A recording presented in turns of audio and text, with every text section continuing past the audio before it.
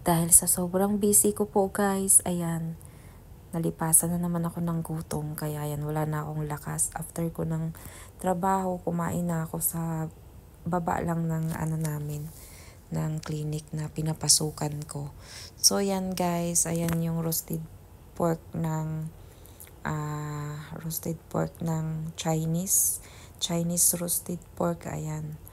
Tapos may kasama na siyang maraming mga yung sili, mga ganon, yung chili na sausawan. Ayan, tapos may sili din sila na iwan ko ba kung ano-ano lang yan. Basta masarap siya guys, ayan.